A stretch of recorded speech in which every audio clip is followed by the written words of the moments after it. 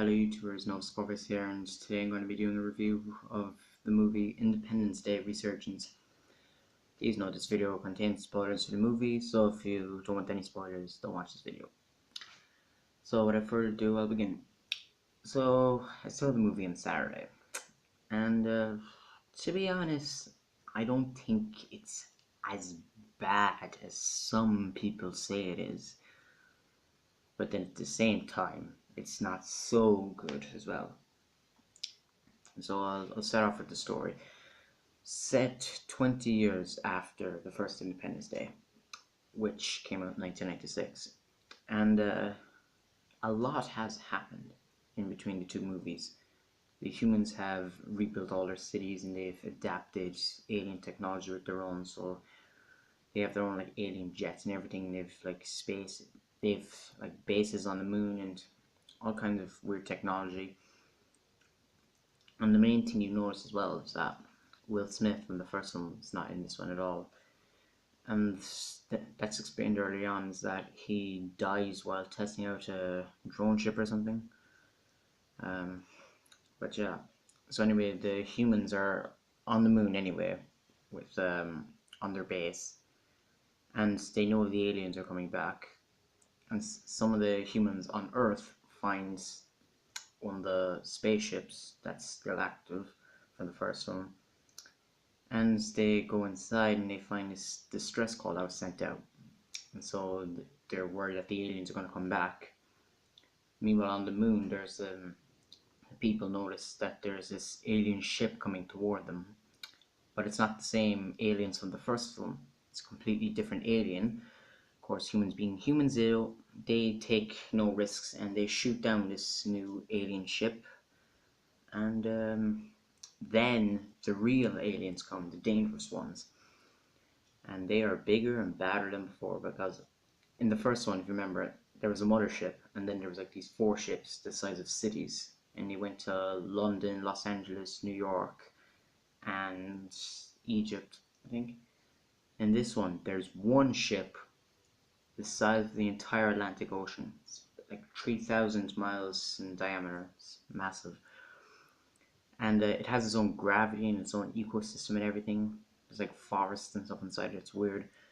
And it basically like destroys all the base on the moon. So many humans escape to go back to Earth, but they get caught in the ship when it's going down to Earth's atmosphere. And when it's arriving, like the gravity like sucks up entire cities and everything. And then I think they like deactivate your gravity or something, and like everything just drops, kind of like the magnet scene in Transformers: Age of Extinction. And pretty much that's just the big destruction stuff you see in the trailers, all from half an hour into the movies when all this space destruction stuff happens. Then they start drilling at for something, and it's revealed that in the first film they came to Earth trying to drill for the core of the Earth, because they go around to different planets destroying their cores, and apparently Saturn and all its moons were destroyed before the second film. They mine the planet's cores and they extract the core and use it as fuel for their ships and to improve their technology. So the humans go back to the moon, they pick up the other alien ship and take it back. And the scientist fella from Area 51, the first film, he communicates with this weird sphere thing. And it turns out to be an alien, the last of its kind. And apparently these aliens have this secret planet where they take different alien species and they train them to defend themselves. And basically was sent to Earth to take a handful of humans to escape back to that planet so they could learn how to survive, probably. But anyway, the aliens, pretty much the good aliens, not the good aliens, sorry, the bad ones from the first one, they land the ship in the ocean anyway, and they're drilling for the core. And basically the whole movie then is just about trying to, just like the first one, trying to stop the aliens from extracting the core. But see, the problem with this is that there were so many new characters introduced in the movie and very few old ones introduced back in.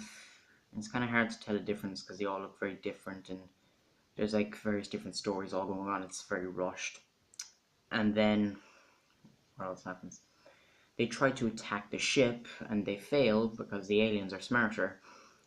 And they find out that there's a queen inside the ship who like controls all the aliens, kind of like a hive. And the good alien sphere thing tells them that every ship is controlled by a harvester queen, and no race has ever killed a harvester queen. But the humans literally say that since they blew up the ship in the first one, they assume they killed a harvester queen on board that without knowing. And so yeah, um, and the rest of the movie is just they try to lure the harvester queen out from the ship so they can destroy her. Then the other aliens will just go back into space, which they do in the end. When the queen gets killed, the ship just leaves Earth and all the other ships just follow her. It's kind of a stupid way to end this, but overall, I think, well, I'll finish off anyway. Um, so what happens is at the end, they destroy the ship, the small ship that the queen is in, and then the queen actually comes out of the ship, and she's fucking huge. Um, she comes out of the ship anyway. She has her own force field and weapons and everything. And basically, the human ships like merge in with the alien ships, and they're all like flying around shooting each other in this tornado, trying to attack the queen. And it's very confusing because the human jets look exactly like the alien jets, and they're both fire green lasers, so it's hard to tell them apart. But basically Will Smith's son and the new main character, I can't remember their names. I know Will Smith's son was called Dylan in this, but can't remember the other character. But anyway, they blow up the queen's armor, and the queen has this pathetic death where she like gets out of her battle armor and she stares at a school bus and just like falls dead. I mean, I was expecting something like they just blow her up, but no, she just falls flat dead. And basically, the ending of the movie is that Earth can't stand another strike because it's so badly damaged that, and one more invasion would completely destroy the Earth. So the alien decides that it's going to take the humans back to this other planet and teach them all new technology, intergalactic travel, time warp, defy gravity, all this science fiction stuff. And basically, that's how the movie ends. It literally ends in the words, let's kick some alien ass, and the movie's over. And as far as I know, they're making another 4. So far, the movie hasn't done well in box office. It's only got like 145 million out of the budget, which was 165 million. So it's not doing too well. And they said they'd only do a third one if it gets enough, if it makes enough money at the box office. The film, I, I think they'll make a third one regardless anyway. But Roland Emmerich says the third one's just going to be completely like intergalactic travel and a lot more aliens and stuff. So it's a bit far-fetched. But overall, the atmosphere of Independence Day Resurgence is, I mean, CGI and stuff is like really amazing, but the atmosphere of the movie just doesn't feel special, just not there. So, and plus the characters are basically meaningless. They don't really mean a lot to you compared to the first film. And like the first one was a bit slow getting into the action, but at least when they got into the action, it was just like action packed. I understand the second one is action packed, but it just doesn't feel like it. You'd have to see the movie to understand what I mean. There's just something not with it. And the human ships from the moon, they just look weird. They have like these arm claw things for picking things up, and it's completely weird. But all the new actors and all actors and stuff, just.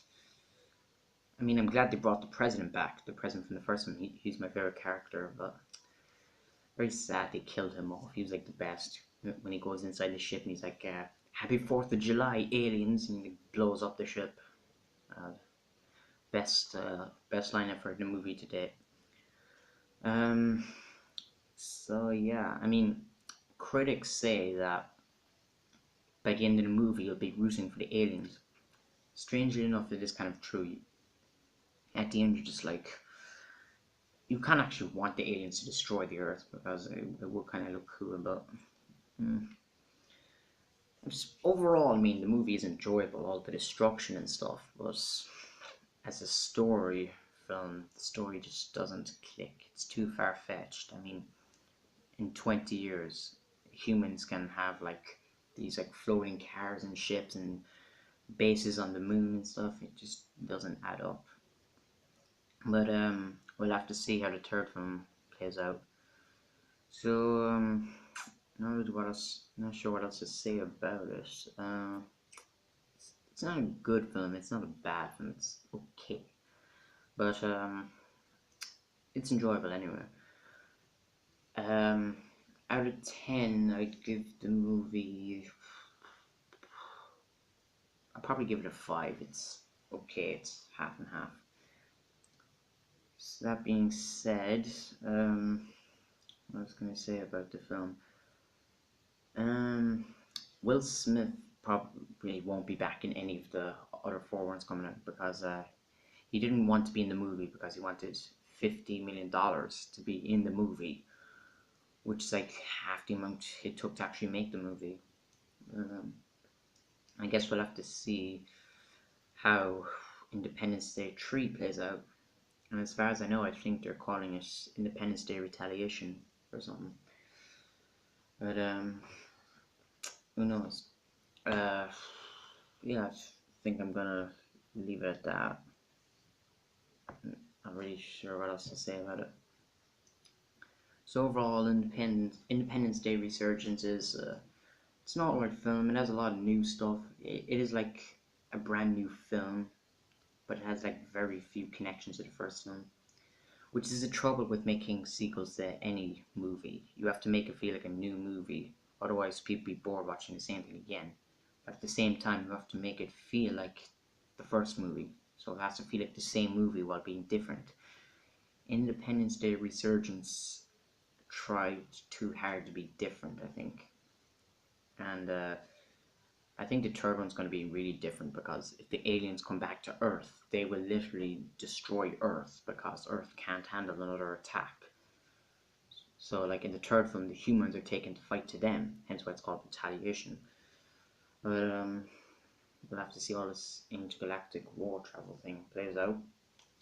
But there's one scene in Resurgence anyway that was copied exactly from the first one, and that's the bit in the isolation room where the alien's in there and the scientist fella goes in the first one, and then he like jumps on the glass and the alien starts talking through the man's throat.